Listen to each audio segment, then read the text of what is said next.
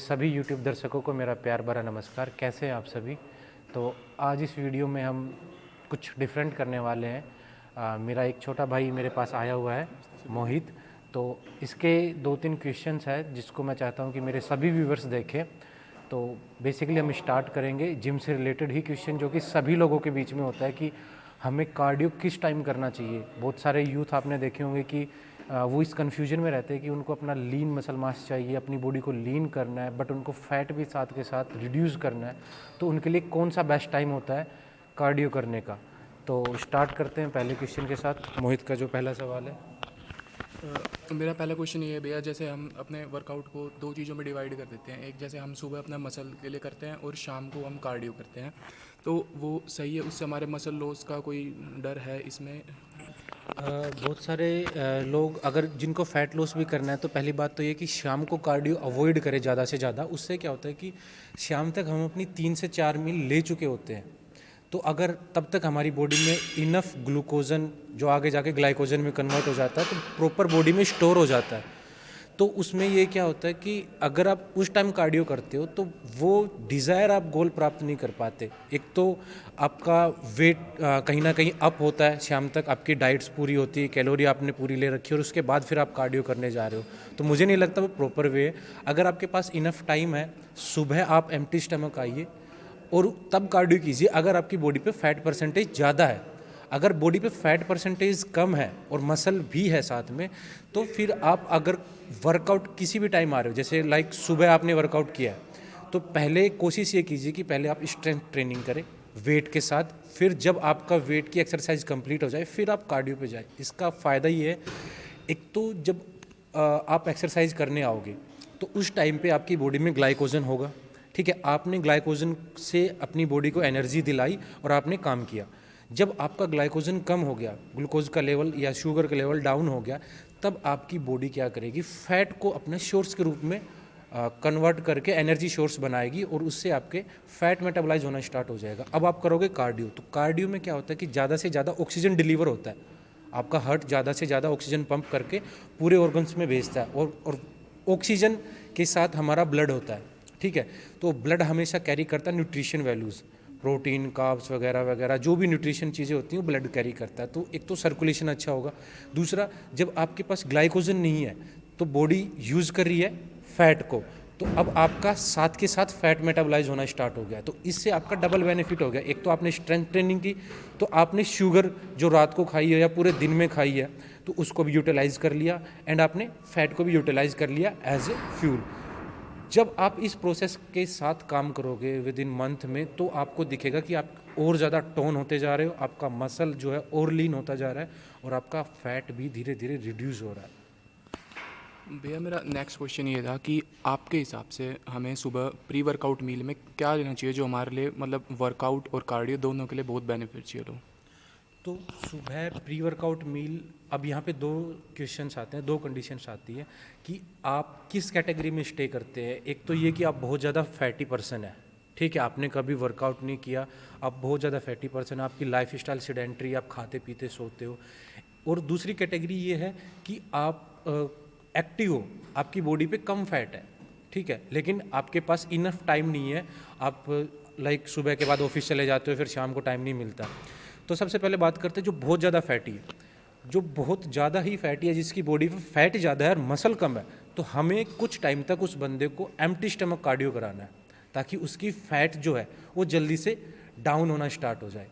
और अगर second condition वाला बंदा है जिसकी बॉडी पे ऑलरेडी मसल मास है, तो उसको हमें क्या करना है कि हमें प्री वर्कआउट मील में थोड़ा सा कार्ब्स खाना है उसको वर्कआउट से 1 आवर पहले, ताकि जब आप खाओ 1 घंटे तक वो आपकी बॉडी में यूटिलाइज हो जाए। ठीक है, आपके ब्लड स्ट्रीम तक मिल जाए, थोड़ा सा आपको ग्लूकोज मिल जाएगा उससे, थोड़ा सा आप कार्ब्स खाओगे, तो उसके बाद क्या है, आप अपना वर्कआउट परफॉर्म कीजिए। उससे फ़ायदा ये होगा कि आपकी जो मसल्स मास जो है बॉडी में, कुछ परसेंट जो है वो यूटिलाइज नहीं हो पाएगा, यानी कि वो फटीक नहीं होगा, बॉडी उसको नहीं छेड़ेगी। आपने कुछ हिस्सा खाया, बॉडी ने वहाँ से एनर्जी उठाई और फिर आपने वर्कआउट परफॉर्म किया, तो उससे क्या होगा, आपने मसल्स को वेट के साथ हिट किया, आपके मसल फाइबर टूटे, इनफ प्रॉपर हो गया, तो उसके बाद आपके मसल्स रिकवरी अच्छी हो जाएगी और उसके बाद आप फिर कार्डियो करोगे।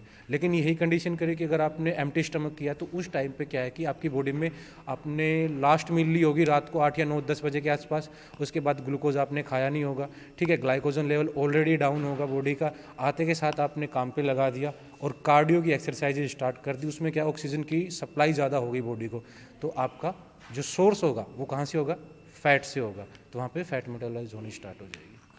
भैया मेरा एक डाउट और था कि ये चीज़ सही है, जैसे हमने सुबह वर्कआउट करा और शाम को जैसे हम कार्डियो करते हैं तो जैसे वेट लॉस होता है, तो कई समझते हैं कि क्या नाम है हमारा वेट लॉस हो, लेकिन ऐसा भी तो हो सकता है कि वो मसल लॉस हुई हो। हाँ बिल्कुल, मसल लॉस होता है। देखो, वेट लॉस और मसल लॉस दो बहुत मेजर फैक्टर है और दोनों अलग कंडीशन में है।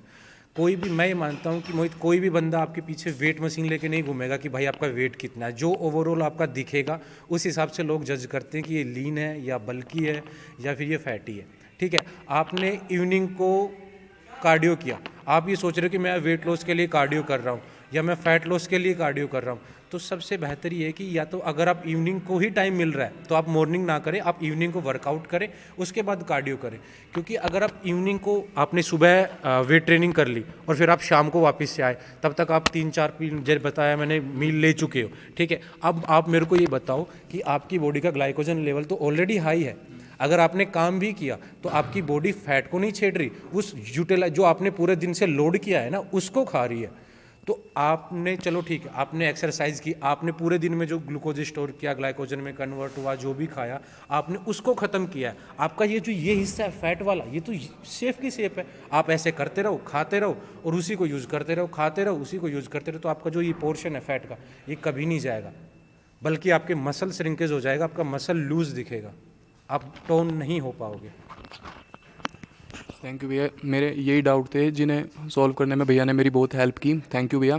और आपके भी अगर ऐसे डाउट हो तो भैया को इंस्टाग्राम, यूट्यूब पे डीएम करो। और मैं सभी अपने दर्शकों को ये कहना चाहूँगा कि अगर आपने दो कंडीशन है, अगर आपने जस्ट जनरल फिटनेस के लिए अपने आप को हेल्दी रखना है तो आप पहले वेट ट्रेनिंग कीजिएगा, ठीक है, उसके बाद आप कार्डियो कीजिए। बिकॉज आपने जब वेट ट्रेनिंग कर ली, अपने मसल्स को प्रॉपर तोड़ लिया है, ठीक है, उसके बाद जब आप अपने बॉडी में ऑक्सीजन की प्रॉपर सप्लाई कराते हो ना, तो आपके मसल्स रिकवरी अच्छी होती है, आप एक तरह की स्ट्रेचिंग हो जाती है, आपके जो मसल्स के फाइबर ब्रेक हुए हैं या कोई इंजरी होने के चांसेस होते हैं ना, वो न्यूट्रलाइज हो जाती है, फिर आपकी इंजरी बहुत कम होती है। एक क्वेश्चन भैया, जो ये ब्रीथिंग प्रोसेस है ये काफ़ी बेनिफिशियल है हमारे वर्कआउट के लिए, मुझे एक बार इसके बारे में। जैसे मैंने आपको बताया होगा कई बार कि ब्रीदिंग प्रोसेस, बहुत सारे लोग ये गलती करते हैं कि बेंच प्रेस मार रहे होते हैं या स्क्वाट मार रहे तो वो ब्रीथ होल्ड करके मारते हैं, बिल्कुल रेड हो जाते हैं और प्रेशर इतना हाई होता है, उनके चेहरे पे दिखता है कि बॉडी का प्रेशर बहुत हाई है। तो ऐसी गलती कभी ना करें, बिकॉज अगर आपने ब्रीद नहीं किया, आपकी बॉडी में फ्रेश ऑक्सीजन नहीं गई, ठीक है, और ऑक्सीजन ब्लड के साथ जाती है, ठीक है, और ब्लड अपने साथ न्यूट्रिशन वैल्यू कैरी करता है। अगर आपने डीऑक्सीजनेटेड जो हमारी एयर है बॉडी में, ठीक है, उसमें ऑक्सीजन नहीं है, उसी को आप वापस से कैरी करते रहोगे या फिर उसको होल्ड करके, ब्रीथ को, फेफड़ों को होल्ड करके आप काम करवाओगे, तो उसमें क्या होता है कि आप मैक्सिमम 1 या 2 रैप ही मार पाओगे और आपका लैक्टिक एसिड ज़्यादा बन जाएगा, ठीक है। और लैक्टिक एसिड हमेशा फ्लो करता है ऑक्सीजन के साथ, ताकि वापस में लीवर से वापस वो लीवर में आके और फिर से अपनी बॉडी को आप काम पे लगा सको। लेकिन आपने ये प्रोसेस तो किया ही नहीं, आपने फ्रेश एयर ली नहीं हर एक रेपिटेशन में, तो आपने अपने रेपिटेशन को कम कर लिया है, आपने अपने मसल्स की कैपेसिटी को कम कर लिया है। तो सबसे बेहतर है कि जब आप लोड में नहीं हो तो अपनी जो ब्रीथ है उसको ब्रेथ आउट करो, ठीक है, ये सभी पे वैल्यू है। जब भी आप लोड में नहीं हो एक्सरसाइज के टाइम पे ब्रीथ आउट करो, और जब आप लोड में हो तो ब्रीथ इन करो। ये प्रोसेस होना चाहिए, ये नहीं कि आपने ब्रीथ होल्ड करके 4 या 5 रैप लगाए तो भैया वो 4 या 5 ही लगेंगे, आप 6 से 7 पे नहीं पहुंच सकते, क्योंकि आपने अपनी बॉडी को बाउंड कर दिया है, ठीक है। और जब तक ऑक्सीजन नहीं जाएगी ऑर्गन्स के पास, और ये शायद आपने साइंस में पढ़ा भी होगा कि कुछ सेकंड तक ब्रेन के पास अगर ऑक्सीजन नहीं पहुंचती है तो उसके सेल्स जो है अपने आप को डैमेज करने लग जाते हैं। तो इस तरीके से हमारी बॉडी के लिए ऑक्सीजन इतनी ज़रूरी है, बट पता नहीं लोग क्यों अवॉइड करते हैं। और हार्ट पे अननेसेसरी लोड ना आए, इसके लिए भी ऑक्सीजन बहुत ज़रूरी है। कोई और सवाल मोहित? नहीं भैया, मेरे यही क्वेश्चन थे। थैंक यू मेरे सारे डाउट क्लियर करने के लिए। आपके भी और डाउट है तो आप भैया को डीएम करें, अपने सारे डाउट भैया से सॉल्व करें। और मैसेज करें।